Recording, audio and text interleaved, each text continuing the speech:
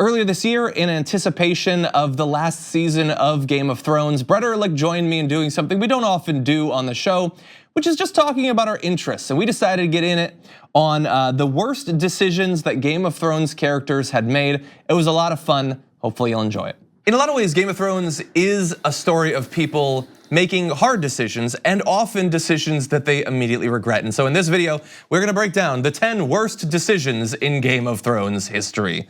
Brett, you've been going through your list. What is your number 5? Number 5 is Daenerys not listening to Lady Olenna. There is a time when Lady Olenna takes, first of all, spoiler alert, blah, blah, blah. Oh yeah, no, this is obviously all spoilers. So if you haven't watched all of season 7, don't watch this. No, go watch season 7 now. We'll wait, come back, yes. Watch all the show. Okay, so Lady Olenna, the Queen of Thorns, the, prickly, funny, the sassy, witty older woman. Yes, she goes. Awesome. So at a time when Daenerys is taking too much advice from her, from Tyrion and everyone on trying to play the politics of Westeros, Lady Olenna says the lords are sheep.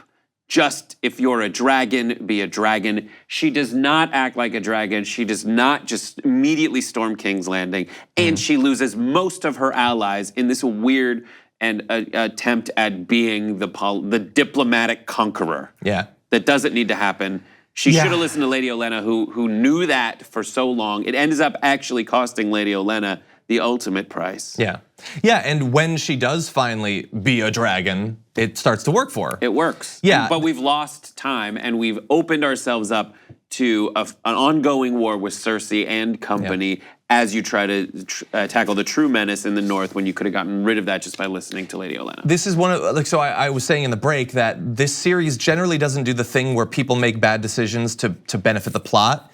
This is one of those. She comes, she's too strong, they can't have her just win, so they come up with excuses for her to not just attack King's Landing, but it doesn't really read. Yeah. Okay, my number 5 is, this is the most reasonable wrong decision, but he does regret it. It's the Viper taunting the Mountain when he's got the Mountain on his back. Like, dude, you won. Nobody thought you were going to win, but you won, somehow you won. You got what you wanted, but it wasn't enough. And so you start taunting him and your brains end up scattered all over the cobblestones. And it was devastating. Awesome scene, good job there. But Pedro Pascal was such a good actor, I would have loved to have gotten another season or 2 out of him. Yeah, that is a great answer. It is a frustrating thing. And that one's the kind that gets more frustrating when you watch it again. Yeah. Watching it again, I'm like, oh my God. That scene plays out so magnificently. The first time you watch it, they build the tension that you don't know what's happening. It is an onslaught from the get-go of the Viper taking down the Mountain. And you're like, this isn't gonna work. Oh my God, it's great. Yeah, he's doing it. And it also benefits. You're doing it, Peter, you're doing it. But it also benefits from this weird thing where you're watching, like, this is like the 3rd trial by combat.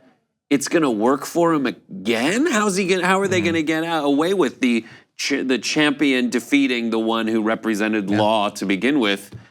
But it just is so devastating. It is devastating. And not to mention physically wrecking you to watch. It's just disgusting. Yeah. Okay. For me, number 4 is Renly not siding with Stannis.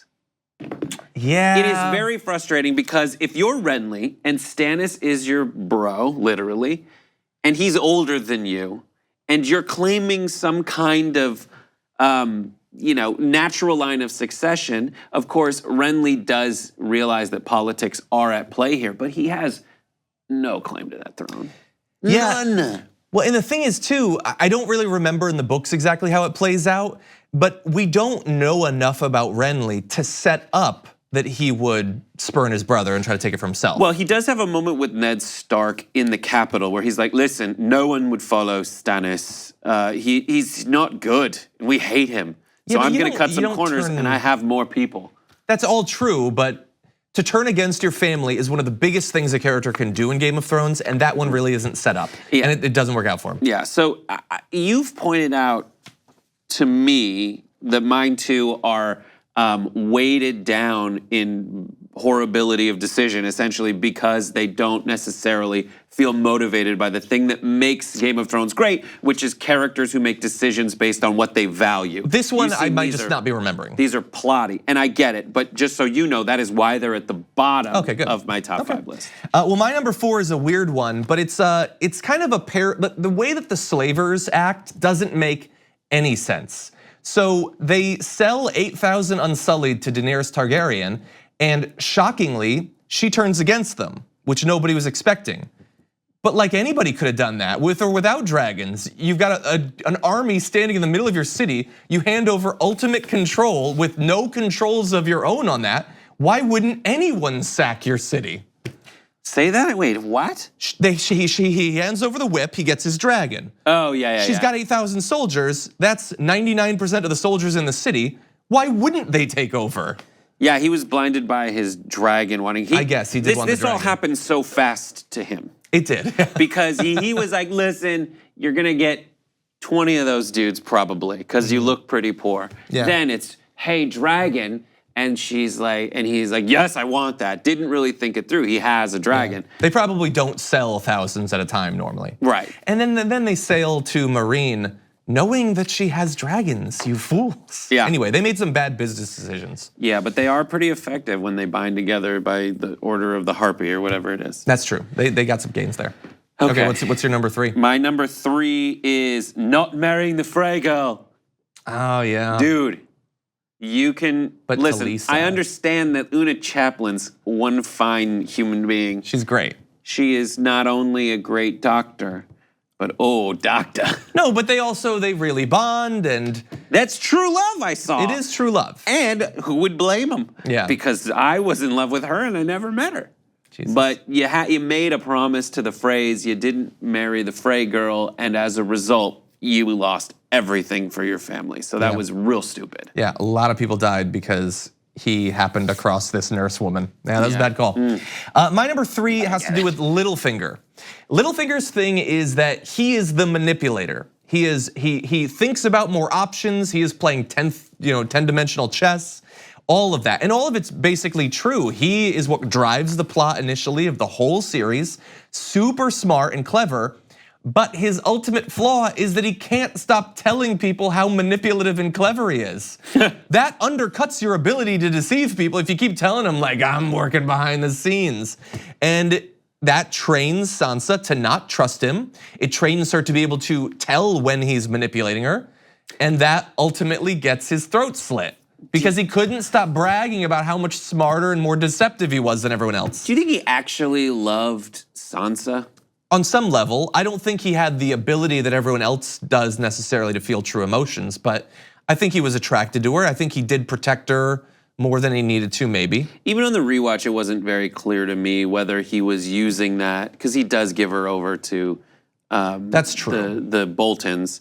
Because the one central theme is like, don't love one of the central themes is don't love anyone because you're gonna be blinded by that and you're gonna lose everything. He does, yeah. And it's, his thing was one of hubris, I think, more than it was like the overshare was based on hubris more than it was like. Maybe he thought, I've got the veil now, it's all coming together, but he hadn't won yet. Yep. Number 2 for me, Cersei using the faith militant. Well, that was a bad call. You're right. It was You're just right. so stupid. And rewatching it, you're like, ugh, this arc. Because you're so stupid. It's a little bit more complex in the books, but in both cases, you're right. You really thought that, you know what's controllable? Religious extremism. Yeah. No, that's a bad call. She thought it would be great. She did it very short-sighted because she's getting so protective of her son and she doesn't want to give him away. Fine, buy him a action figure or something. Yeah, Try buy him to another cat. Buy his affection. Don't go through the faith militant to get his wife locked up. Yeah, and if you are gonna blow up everyone that this kid loves and trusts now, like be in the room with him when you do that. Yeah. That'd be a good call. My number 2 was Theon deciding to turn on Robb Stark. That's a great one. To rekindle his relationship with his family that he doesn't know, that he hasn't known since he was a little boy. Like, Theon was living his best life. He was riding at the side of the young wolf. He was winning in battles. Like, he had it all. He would have ended up getting a hold fast or something like that in the North. Instead, he ends up with the sausage situation and all the other bad stuff that's happened to him. And it all comes back to him turning on Robb. What an amazing actor. He's a very good actor. And that is underrated, I think. And that is one where it's motivated by the character. I see that internal struggle happening and playing out. Okay. But you fool. And he knows it. And when Ramsay makes him think that he's escaping and is leading him away, and Theon admits that he was wrong, he chose wrong, he should have chosen the Starks. I love that scene more than almost any other scene in the series because he's admitting that, not under torture. He's admitting that when he thinks he's already escaped. And he still knows what he did wrong, and I love it. Yeah. What's your number one? Number one is Ned Stark not going with Renly. Yeah. Or whatever. Spoiler alert, that's my number one too. Yeah, okay, so we can agree on that. And it really is so amazing. Why do you think it's your number one? Well, my number one is specifically warning Cersei. Yeah. Like you're gonna have to do something difficult. He's even willing to compromise his ethics a little bit working with Littlefinger, but he still feels like he has to warn Cersei. He has to protect the kids and all that. He tells her she can flee. He doesn't know her at all. He doesn't know how this game is played at all. But that is the most Game of Thrones thing, and it is the most significant decision for redefining how television works in America. Because before that there was hero armor. Before that there was, oh, I know him. He's the leading actor who I recognize in the series. He'll be around forever. And watching it back is utterly different than watching it the first time through. Watching it the first time through, I did not see it coming whatsoever. Rewatching it, I see it coming a mile away from the first scene, essentially, of the movie, because now I look at Game of Thrones, I look at all television the way I look at Game of Thrones, which is not the good guy wins because he's good and the bad guy loses and acts every way because he's bad. Game of Thrones is about they have words, they have a philosophy that governs all of their actions, and they live by that and die by that. And he did it, and there is virtue and value to all those things, but at the end of the day, it was his undoing because he had honor but no strategy. And you see everybody that is still alive for the most part say, that's a dumb strategy, bud. And say, come with me, this is about practical survival more than it is pledging yourself to some weird honor that is thousands of years old. Yeah, he was ill-equipped for that situation. He was a battle commander. That's what he was. He wasn't even really a fighter. He was a soldier, and now he has to be involved in all this politics and everything. And he didn't want to be there in the first place. He's one of the only people who didn't want any of the power that was given to him. And I love how the same process he went through is visited on Robb. Robb makes some of the same mistakes, and then to Jon, they talk about how he's doing the same thing, and we'll see if it happens the third, if the third time is the charm in this case.